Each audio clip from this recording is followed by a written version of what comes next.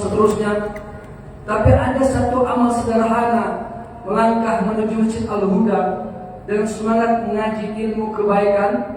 Maka Nabi yang bersabda, "Kana ka'ajri hajin tamah hajjatuh," bahwa mereka itu seperti orang yang pulang dari haji, sempurna amal hajinya. Maka tentu kita jadi bahagia kalau sepulang dari Masjid Raya Al-Huda ini ada rasa juga bahwa kita seolah berpulang dari haji. Hanya saja mungkin kita disambut oleh orang dengan spanduk "Selamat datang berhaji." Itu aja bedanya.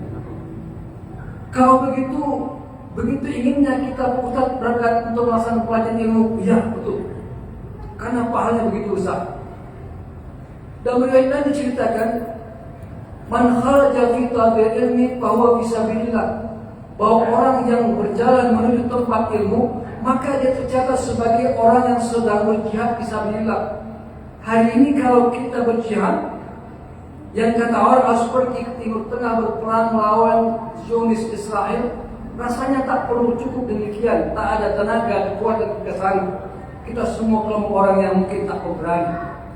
Tapi ada satu amal yang pahalanya seperti orang berjihad fisabilillah. Cukup dapat pengumuman, belajar kajian ilmu, hadir di dalamnya, duduk sebentar saja, maka seperti orang yang sedang berjihad fisabilillah.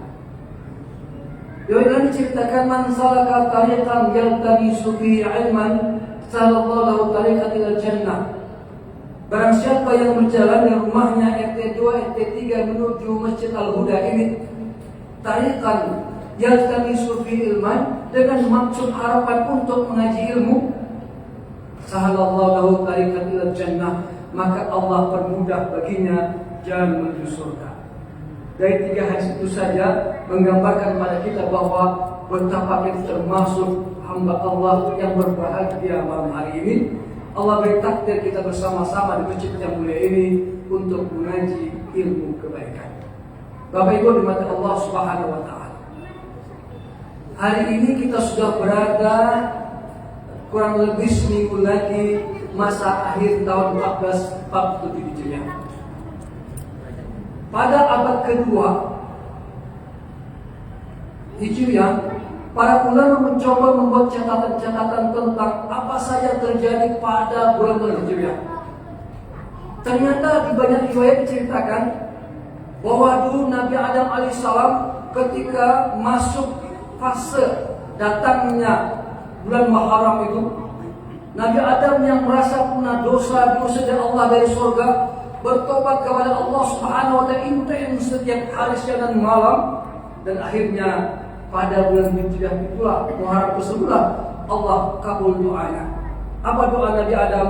"Rabbana zalamna anfusana wa illam taghfir lana wa tarhamna lanakunanna minal khasirin." Bulan-bulan inilah Nabi Adam konsentrasi membaca doa itu.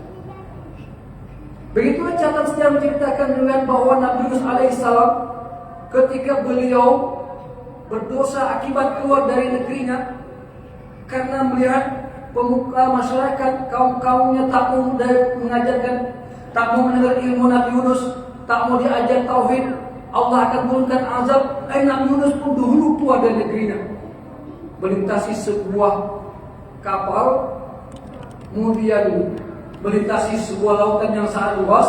Allah takdirkan kapal yang akan karam, dan Nabi Yunus pun dilempar oleh masyarakat kampungnya dari kapal dan dimakan oleh ikan hiu 40 hari 40 malam. Allah menceritakan fi zulumatis salasah 3/8. Gelapnya lautan, gelapnya tengah malam, dan gelapnya perut ikan paus. Apa kerja Nabi Yunus? Bertobat kepada Allah Subhanahu wa Ta'ala. Di bulan-bulan inilah Nabi Yunus ingin bertobat, berzikir kepada Allah dengan sebuah kalimat, "La ilaha illa anta subhanaka inni kuntu minaz zalimin." Bulan Muharram tersebutlah akhirnya ikan paus memuntahkan Nabi Yunus, dan Yunus selamat di pinggiran sungai ketika itu. Begitulah peristiwa Nabi Musa alaihissalam bersama masyarakat Bani Israel. Ketika mereka punya dosa kepada Allah Subhanahu wa Ta'ala, mereka bertobat kepada Allah, sehingga Allah pun bukakan Laut Merah dengan tongkat Nabi Musa selamat pula pada bulan Muharram. Bulan yang sebentar lagi kita akan masuk, yang kata Paulus tadi akan diperingati pada tanggal 15 yang akan datang. Lantas bagaimana Rasulullah SAW? Baginda Rasul ternyata juga sudah menceritakan peristiwa-peristiwa hebat ketika beliau terusir di Makkah Al-Mukarramah, kehilangan paman dan tercinta Abu Talib, meninggal istri tercinta Khadijah Al-Kubra, fasilitas orang-orang yang hebat yang Allah anugerahkan kepada beliau telah tiada semua. Maka kelompok masyarakat Quraisy begitu intens memusuhi Nabi, bahkan ingin membunuh Nabi. Maka di bulan-bulan inilah beliau memiliki persiapan yang kuat untuk melakukan perbaikan hijrah. Dan bulan Muharram tersebut ternyata beliau hijrah. Baginda Rasul memang menceritakan dalam banyak ceritanya, beliau pun sama dengan Nabi Adam alaihissalam, sama dengan Nabi Yunus alaihissalam, mirip dengan Nabi Ibrahim alaihissalam, tak beda dengan para nabi dahulunya, melakukan istighfar kepada Allah Subhanahu wa taala. Ada yang kita kenal dengan sirul istighfar, Allahumma inni, Allahumma anta rabbi khalaqta, dan seterusnya. Tapi yang kita kenal dengan bacaan oleh imam tadi, astaghfirullahalazim wa atubu ilaih. Apa kata Nabi? Inni la astaghfirullah 70 marrah. Saya beristighfar kepada Allah Subhanahu wa taala 70 kali sehari semalam. Dia menyatakan mi'a marrah, 100 kali. Bapak Ibu dari Allah Subhanahu wa taala, dalam kajian pada maghribnya Isya ini, saya ingin kembali kita mengenali tentang diri kita. Sudahkah kita memperbanyak kalimat yang diajarkan Nabi Adam alaihissalam, Nabi Yunus alaihissalam, Nabi Musa alaihissalam, bagi Rasul Muhammad SAW dengan sebuah konsep istighfar. Tafsir Al-Qurtubi, Imam Al-Qurtubi menceritakan tafsirnya yang ingin menafsirkan tentang surah An-Nuh ayat 10 dan 12. Begitu juga Ibnu Katsir, begitu para imam tafsir lain menafsirkan tentang ayat ini, mencantumkan sebuah cerita seorang tabi'in bernama Hasan Al-Basri. Jadi Hasan Al-Basri ini adalah seorang tabi'in yang terlahir pada zaman Umar bin Khattab, tapi terkenal pada zaman Umar bin Abdul Aziz, Khalifah Umar bin Abdul Aziz. Siapa beliau? Beliau itu seorang faqih, seorang zuhud, seorang yang sufi, yang selalu banyak zikirnya kepada Allah Subhanahu wa taala. Dan muridnya banyak sekali, kajian di mana-mana. Dan beliau bukan seorang ahli pertanian, bukan seorang kedokteran, bukan ahli filsafat dan seterusnya. Tapi di setiap kajian beliau selalu ditanya oleh banyak orang. Satu hari setelah pengajian yang ramai, ngumpullah beberapa orang. Pak Imam, saya ini seorang bersama istri saya yang sudah nikah bertahun-tahun. Bahwa ketahuilah bahwa kami ingin nikah punya anak, ingin punya keturunan, tapi sudah lebih 10 tahun kami nikah tak punya keturunan. Wahai Imam, kira-kira apa amalan yang harus kami lakukan? Seperti yang saya bilang tadi, Hasan Basri bukan seorang dokter kandungan. Dia tak mengerti tentang bagaimana reproduksi kandungan, bagaimana teori untuk bisa punya anak. Tapi apa kata beliau? Pulanglah, berbanyak istighfar. Dan lama datang lagi seorang petani yang sedianya setiap petani dia berhasil dalam dunia pertanian. Tapi satu prodi beliau menanam di sebuah sawah yang sangat subur, bibitnya unggul. Ini mirip-mirip semuanya ada petani sawit sudah tanam di lahan yang sangat subur, bibit sawitnya unggul. Ternyata gagal pertaniannya. Karena gagal pertanian, datang di sebuah pengajian di Imam Basri bertanya ke urusan agama, bertanya ke urusan fikih sholat dan fikih zakat. Tapi bertanya tentang Pak Imam, saya ini seorang petani yang biasa saya terus berhasil pertanian, tapi periode ini kok gagal saya bertani. Tanaman saya kena hama wareng, paceklik tiba, musim kemarau yang datang entah tanpa beraturan, Pak Imam, kira-kira apa yang harus saya lakukan? Imam Hasan Basri bukanlah seorang tokoh pertanian, tak ngerti ilmu dunia bercocok tanaman. Tapi kata beliau, ulanglah, berbanyak istighfar. Datang lagi orang ketiga. Orang ketiga ini seorang pekerja keras, pagi, siang, dan petang. Cuman dia kerja gagal, jadi petani gagal, pindah jadi buruh gagal, jadi pedagang gagal, terus siang berganti, malam, minggu datang, bulan berganti, tahun pun menjelang, gagal terus dalam dunia pekerjaan. Pusing dia datang pengajian Imam Hasan Basri, ingin bertanya, kira-kira apa pekerjaan yang cocok baginya? Ini imam aneh dan ajaib. Dia mengajarkan ilmu tauhid, diajarkan tentang agama, tapi masyarakat bertanya entah kemana-mana. Tapi apa kata Imam Hasan Basri? Ulanglah, berbanyak istighfar. Dan 3 orang rangkaian bertanya-tanya yang berbeda-beda, akhirnya membuat ribut jamaah. Ini imam beda sama ustaz yang lain. Kalau ustaz yang lain tanya tentang ini, jawabannya tentang itulah. Tapi imam ditanya tentang ragam macam cerita, jawabannya satu saja. Apa itu? Ulanglah, berbanyak istighfar. Ketika jamaah ribut, Imam Hasan Basri akhirnya menafsirkan surah An-Nuh ayat 10 dan 12. Apa kata Allah Subhanahu wa taala menceritakan tentang sejarah Nabi Nuh alaihissalam? Nabi Nuh itu umurnya kurang lebih 800 tahun. Kurang lebih. Dalam usia 800 tahun itu, jamaahnya hanya kurang lebih 80 orang. Ini kira-kira ayah anda Pak Ketua Sulami, kalaulah ada guru MBA udah puluhan tahun mengajar, muridnya itu aja, kayaknya mau pensiun dari guru MBA, nggak betah. 800 tahun berdakwah kemana-mana, jamaahnya kurang lebih hanya 80 orang.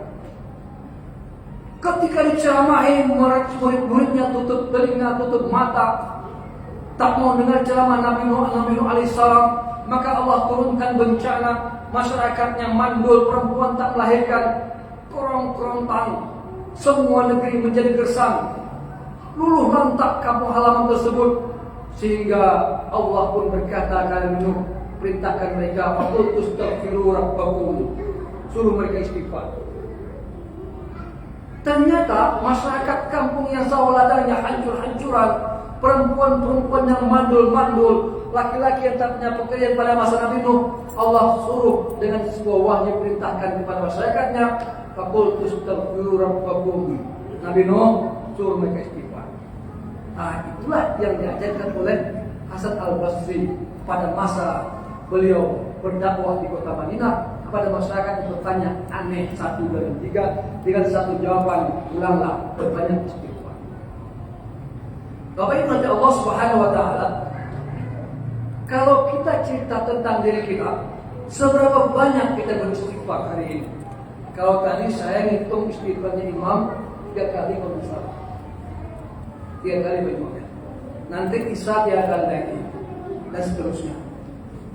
Dan bayangan kita kalau istighfar itu kalau kita punya dosa, salah kita berbohong, istighfar kita kepada Allah Subhanahu wa taala. Ingkar janji sama kawan, istighfar kepada Allah Subhanahu wa taala. Memang dan bagaimana istighfarnya Nabi Adam alaihissalam, bertobatnya Nabi Nuh alaihissalam, bertobatnya Nabi Ibrahim alaihissalam, memang karena faktor sebuah kesalahan. Tapi bagaimana Nabi mengajarkan beristighfar kepada Allah Subhanahu wa taala? Apa jawabannya? Ada apa? Nabi kita Muhammad beristighfar 70 kali sehari semalam dan bahkan 100 kali. Yang kita pahami dalam beliau itu adalah maksum. Baginda Rasul tak punya dosa, dirawat oleh Allah Subhanahu wa taala, dijaga oleh wahyu, dirawat oleh para malaikat. Nabi Muhammad tidak pernah punya dosa. Tapi kenapa Nabi Muhammad beristighfar kepada Allah Subhanahu wa taala? Kenapa kita tidak sambil nyetir motor kita beristighfar kepada Allah? Ibu-ibu sedang memasak ikan beristighfar kepada Allah. Kenapa ibu sedang memasak tidak beristighfar kepada Allah, sedang mencuci pakaian, istighfar kepada Allah. Itulah yang kata ulama hari ini gersang di banyak orang memahami tentang makna istighfar.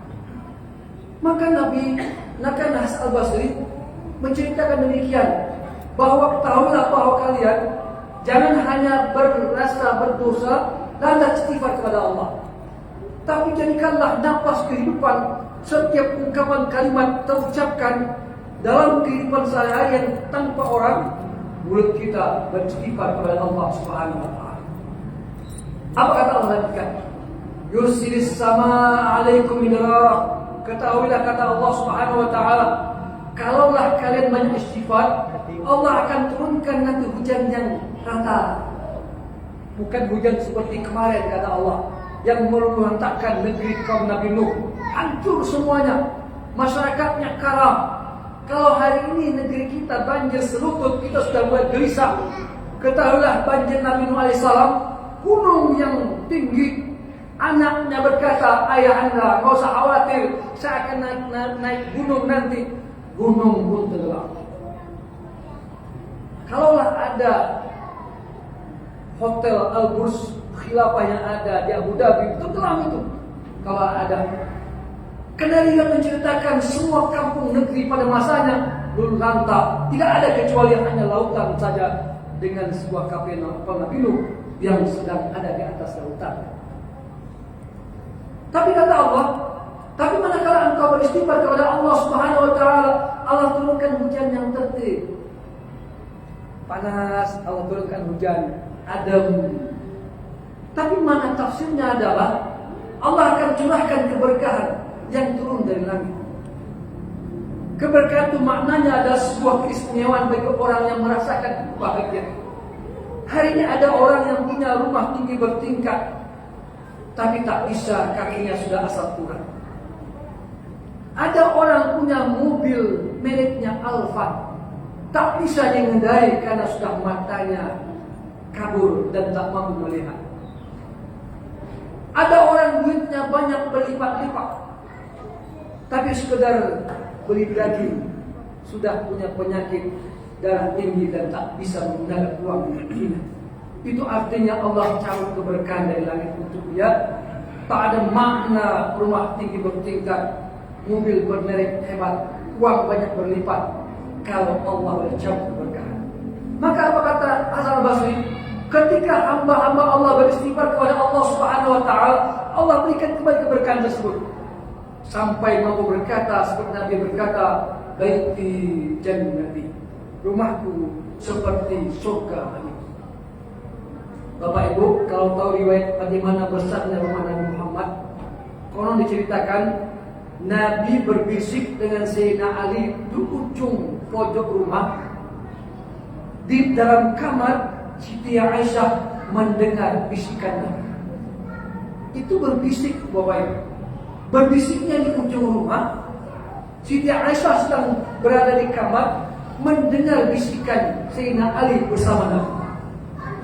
Maksudnya apa? Betapa kecilnya rumah Nabi. Hari ini kan rumah kita besar nih. Orang ngetok pintu nggak kedengaran, suami pulang tak terdengar suaranya, kecuali kadang-kadang harus teriak kali-kali baru ibu di rumah mendengar suara suami baru datang. Itu tandanya rumah kita begitu besar. Tadi pernahkah kita berkata, baik di jannah, rumahku seperti surga bagiku. Kapan itu ditemukan kalimat itu? Kalau Allah turunkan keberkahan di hati manusia. Bagaimana cara menjemput berkah itu? Kata Imam As-Sulasi, ulanglah, berbanyak istighfar. Apa yang bukan? Wa yumditkum bi amwal wa banin. Kata Allah Subhanahu wa taala, kata Allah menyatakan kepada firman-Nya, kalau orang banyak beristighfar, maka wanita-wanita yang mandul-mandul Allah akan suburkan kandungannya dan dia akan melahirkan. Wa yaj'al lakum jannatin wa anhar. Maka Allah pun akan jadikan mereka pekerjaan yang banyak. Maka akhirnya umat Nabi Nuh pun berkembang biak. Jangan-jangan warga kita hari ini ada keturunan anak Nabi Nuh. Karena zaman Nabi Nuh hanya satu kampung, itu nggak ada kampung lain. Adam, Nuh. Setelah Nabi Adam, Nabi Nuh. Nggak ada negeri lain kecuali hanya negeri Nabi Nuh. Kalaulah kampung Nabi Nuh tak beristighfar kepada Allah, wanitanya semua mandul, tidak ada lagi anak keturunan, terhenti negeri ini, terhenti dunia ini. Tapi karena anak-anak Nabi Nuh, masyarakat Nabi Nuh beristighfar kepada Allah Subhanahu wa taala, wanita yang 40 tahun mandul akhirnya melahirkan anak, anak-anaknya berkembang biak sampailah ke negeri kita Pekanbaru ini. Jangan-jangan kita ini bagian dari keturunan salah satu anak Nabi Nuh alaihissalam. Bapak Ibu mata Allah Subhanahu wa taala, maka kata seperti ulanglah berbanyak istighfar. Maka beristighfar bukan karena punya dosa. Hari ini mungkin kita susah punya pekerjaan, kita sudah berusaha untuk tes PNS, sudah berusaha untuk bekerja di sini, semua sektor kita kerjakan, gagal. Kerja ini gagal, kerja itu gagal. Sering kita mencari KTBLC, mencari pangkat orang-orang kehormatan untuk menolong kita, tak bisa mereka menolong kita. Adakah kita mencari cara lain dengan cara memperbanyak istighfar? Ini kata Hasan al-Basri. Saya menceritakan perkara lain yang lebih ke depan. Diriwayatkan oleh seorang ulama besar, Imam mazhab keempat, namanya Imam Ahmad bin Hanbal. Imam Ahmad bin Hanbal ini adalah imam keempat, imam fikih setelah Imam Abu Hanifah, Imam Maliki, Imam Syafi'i, dan Imam Ahmad bin Hanbal. Beliau berada di kota Baghdad, Irak hari ini. Beliau selalu berceramah kemana-mana. Selain berceramah tentang bagaimana bab taharah, bab sholat, beliau selalu menutup memperbanyak istighfar.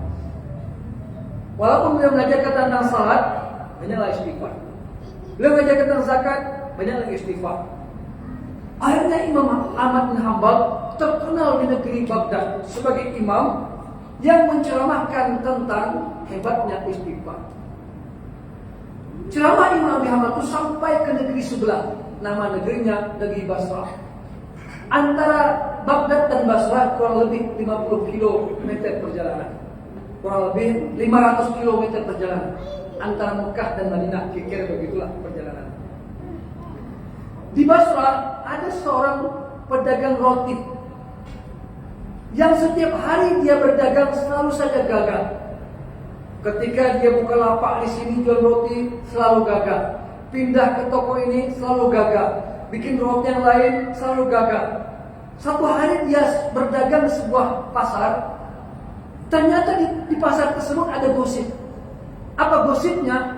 Gosipnya bahwa ada di negeri sebelah seorang ulama besar bernama Imam Ahmad bin Hanbal. Dan ceramahnya hanya satu saja, yaitu perbanyaklah istighfar. Ternyata seorang toko roti ini penasaran. Dia cobalah amalan istighfar ini. Sepulang dari pasar, dia ternyata bukan memperbaiki cara membuat roti.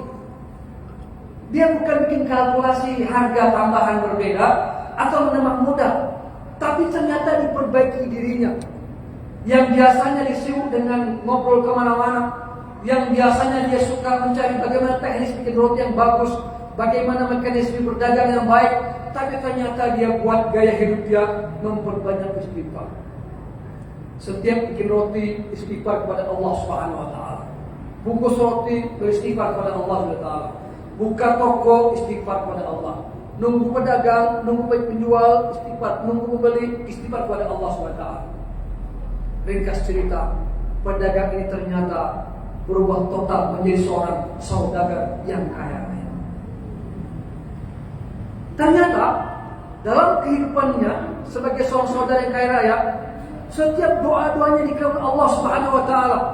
Ketika dia berdoa ingin punya hajat kaya raya hingga bisa berzakat, maka dia kaya raya dan dia pun berzakat. Ketika dia berhajat ingin pergi haji, dia bisa pergi haji. Tapi ada satu hajatnya yang tak terkabul karena faktor dia merasa tak pede. Apa itu? Bertemu seorang ulama besar di negeri Baghdad, Imam Ahmad bin Hanbal. Alasannya sederhana. Beliau merasa beliau seorang masyarakat biasa, orang kampung yang tak mengerti apa-apa, yang tak pantas bertemu orang hebat bernama Imam Ahmad bin Hanbal. Maka selalu urung dia bertemu untuk pergi ke Baghdad. Tapi dalam doanya kepada Allah dan istighfar panjangnya berharap satu hari bertemu dengan Imam Ahmad bin Hanbal. Bapak Ibu yang dirahmati Allah Subhanahu wa taala, cerita ini yang menceritakan adalah bukan orang lain kecuali beliau sendiri, Imam Ahmad bin Hanbal, dalam kitabnya Manaqib Imam Ahmad bin Hanbal. Artinya pelaku sejarah menceritakan tentang dirinya, seorang imam besar Imam Ahmad bin Hanbal. Satu hari ketika pengajian agak sedikit langgang, dia gelisah, ingin musafir dan tak jelas kemana musafir. Jadi tentang musafir itu Bapak Ibu, rehlah itu diajar oleh agama. Rehlah itu diajar oleh agama. Jadi kalau kita bosan di rumah, kita pergilah musafir. Jadi suami-suaminya Bapak, kalau merasa lihat wajah-wajah ibu-ibu suntuk-suntuk, ajak dia musafir. Entah musafir ke Malaysia gitu ya, bikin paspor dulu, atau musafir kemana gitu yang dekat-dekat. Dan musafir itu diajarkan. Imam Ahmad bin Hanbal merasa bingung dengan dirinya sehingga ingin musafir. Maka disiapkanlah bekal-bekal, dan ketika itu dia musafir sendirian. Disiapkan on kuda, dia mulai melangkah kaki dan arah tujuannya adalah negeri Basrah. Sampailah ke Basrah itu siang berganti malam, terus 500 kilo perjalanan menapaki jalan dengan mengerik kuda sendirian, seorang ulama besar dari negeri Baghdad. Sampai ke sebuah masjid dan dia sholat isya. Saya menceritakan ini karena ada bacaan itu, dilarang tidur di atas sejadah. Jadi Imam Ahmad bin Hanbal ini usia sudah agak tua, tapi belum renta. Artinya tua tapi masih mampu mengerik kuda perjalanan jauh. Setelah sholat isya, karena lelah yang jauh, tidurlah dia di atas sejadah. Mirip dengan cerita ini. Ketika dia setelah isya orang dah bubar semua, tidurlah Imam Ahmad bin Hanbal di sejadah tadi, dan pengurus masjid tak kenal dia. Yang tidur itu adalah seorang ulama besar. Diusirnya. Pak tua, tua. Mungkin di sini nggak begitu lah Pak dia. Apa kata dia? Ini masjid untuk orang sholat, bukan untuk orang tidur. Pergi sana. Imam Ahmad bin Hanbal merasa dirinya orang yang memang biasa saja, karena memang orang yang mengusirnya tidak mengenal dia. Seorang tokoh besar di negeri sebelah, negeri Baghdad. Karena merasa diusir, dia pun keluar dari masjid. Karena memang begitu lelahnya perjalanan jauh dan belum makan, dia pun tertidur di teras masjid. Ini cerita agak beda-beda dan cerita yang ekstrim diceritakan di cerita murid-muridnya, belum disiram sama pengurus masjid. Mudah-mudahan sini tidak begitu lah ya, sampai disiram. Kata sebuah cerita yang agak ekstrim. Di cerita lain tidak diusir. Pak tua, bukankah tadi dah bilang ini masjid bukan untuk istirahat, keluar sana pulang. Ini masjid untuk orang sholat. Jadi cerita dilarang tidur masjid itu sudah pernah terjadi di negeri Basrah. Dan itu terjadi pada seorang ulama besar bernama Imam Ahmad bin Hanbal. Beliau sendiri yang jadi korban sebagai orang yang diusir. Kita ambil di rumah cerita. Ketika diusir dari teras masjid, dilihatlah oleh seorang tukang roti yang punya toko di mana-mana itu. Pokoknya toko depan sana. Dilihat dia kasihan, ada orang tua diusir, dipanggilnya. Pak tua, singgahlah kemari Pak tua. Ini kebetulan rumah saya, toko ada berapa, tokonya kosong, silakan istirahat di sini. Kalau memang di masjid tak bisa istirahat di sini. Ini ada tempatnya agak lapang, bisa istirahat. Ini ada roti dikasih. Sambil merasa bahagia, terharu Imam Ahmad bin Hanbal berkata, Tuan orang hebat, Tuan orang mulia. Di saat sedang saya terusir oleh pengurus masjid, Tuan menyambut saya dengan wajah yang begitu bahagia dan gembira. Di saat perut saya lapar, berhari-hari saya tak makan, tak bisa mencari makanan, Tuan tanpa saya minta memberikan saya makanan.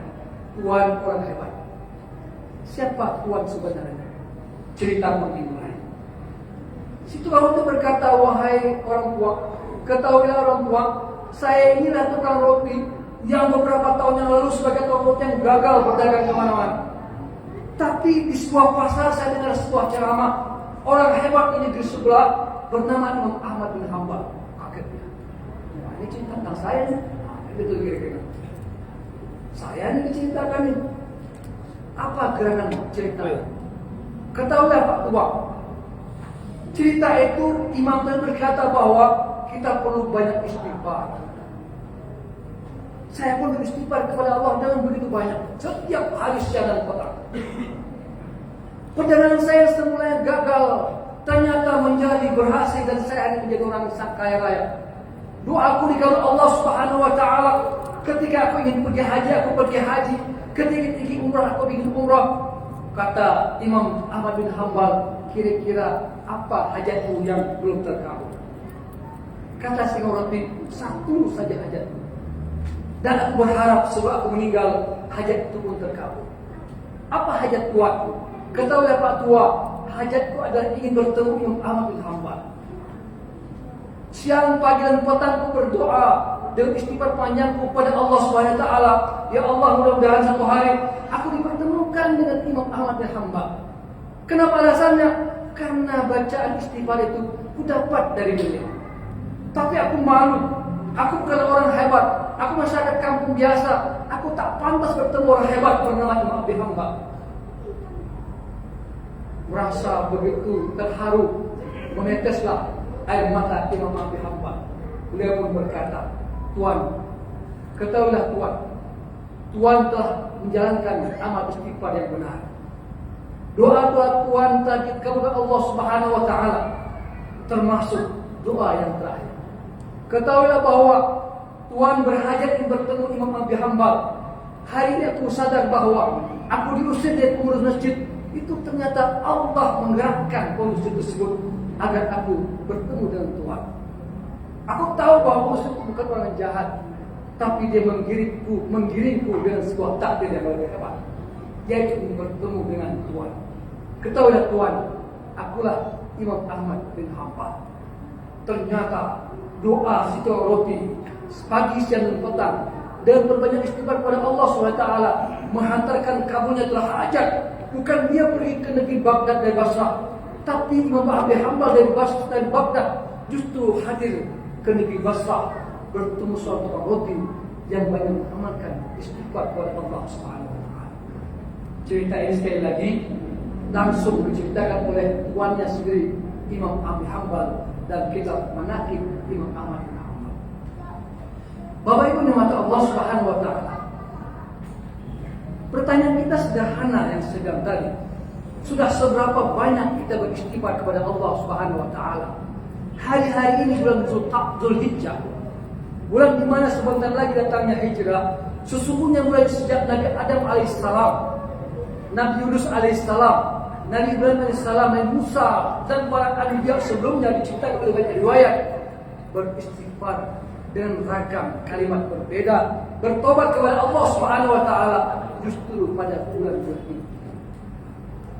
Jadi tidak memperbanyak sering-sering ngawur kidul kemana-mana, dengan memperbanyak bekerja mencari harta dunia kemana-mana, tapi kata para ulama justru memperbanyak istighfar kepada Allah Subhanahu wa taala. Dan beristighfar bukan karena punya dosa, beristighfar bukan karena punya salah. Bahkan kata ulama bahwa kalau kita tahu hari ini kita beristighfar karena perlu, kita karena sebab kurang bersyukur kepada Allah Subhanahu wa taala. Dalam sebuah sensus medis, dari sisi nafas yang kita hirup hari ini, udara itu sensus penelitian kurang lebih 5 tahun atau 10 tahun yang lalu, sebuah jurnal mengatakan manusia orang dewasa seperti kita yang membutuhkan udara segar mulai kita 24 jam hari ini, kalau kita konversi dengan membeli gas tersebut, kata mereka kurang lebih per hari, saya agak lupa persisnya, sekitar 33 juta. Kalau kita konversi dengan uang, membeli gas untuk kita hirup 24 jam yang harus kita bayar, kalau kita bayar. Tapi kita tidak mau bayar, semua gratis. Dalam tidur kita menghirup udara segar. Dalam bangun kita menghirup udara segar. Dan kondisi bagaimana kita menghirup udara segar. Dan tidak pernah kita bayar. Dan efek itu membuat kita kadang-kadang lupa banyak bersyukur kepada Allah. Dan kata ulama, itu bahagian dari sebuah dosa yang mengharuskan kita banyak beristighfar. Masa iya Pak Ustaz? Begitu hebatnya nafas atau udara. Ibu bapak silakan coba tes. Kali ini pulang dari sholat isya, mulutnya dilakban, tutup hidung dan mulut, lakban. Sampai pulang ke rumah jangan buka. Kira-kira sampai tidak ke rumah. Kira-kira sampai tidak ke rumah. Perjalanan kita tak ngirup udara dari Masjid Al-Huda ini sampai ke rumah. Jadi lakbanlah mulut dan hidung. Komitmen jangan dibuka. Kira-kira sampai dah ke rumah. Mungkin dah pingsan di jalan. Ternyata hanya beberapa detik kita mampu untuk tak itu. Kita terus menghirup udara segar. Pertanyaannya, bersyukur nak kita dengan udara yang kita gerap itu? Kadang-kadang tidak. Lupa kita beristighfar kepada Allah SWT. Kadang-kadang juga kata sebagian ulama mengatakan, kita memang mengucapkan Alhamdulillah. Tapi Alhamdulillah yang benar itu kata ulama, Alhamdulillah yang dirangkai dengan amal soleh. Bukan Alhamdulillah kata. Bangun tidur, Alhamdulillahillazi ahyana ba'dama amatana wa ilaihin nusyur. Baca doa juga Alhamdulillah. Habis itu cuci piring. Azan dikumandangkan, sayup terdengar, kita lupakan. Seharusnya apa kata ulama? Ketika lapan istighfar, ketika lapan alhamdulillah terucap, langsung tangan bergerak mengambil air wudhu. Wajah diarahkan ke wajah Allah SWT, arah kiblat. Kepala segera disujudkan sebagai tanda syukur kepada Allah bahwa kita menikmati tidur yang indah. Alhamdulillah, allazi ahyana ba'da matana, berwudu dan segera sholat. Itu baru syukur. Hari ini kita banyak orang yang dengan latangnya mengucapkan Alhamdulillahillazi at'amana wa saqana wa ja'alana minal muslimin. Setelah makan kekenyangan, tapi setelah kekenyangan tersender di dinding, begitu saya terdengar azan depan, belakang, kiri dan kanan, menutup pemandangan terdengar suara itu karena kita sudah kenyang makan, akhirnya tertidur nyenyak akibat lelah perjalanan hidup sehari semalam. Dan lupa pulang sholat. Tapi mengucapkan Alhamdulillah. Kata ulama kayak gini, ini hampa. Kalimat syukur yang hampa, tanpa makna.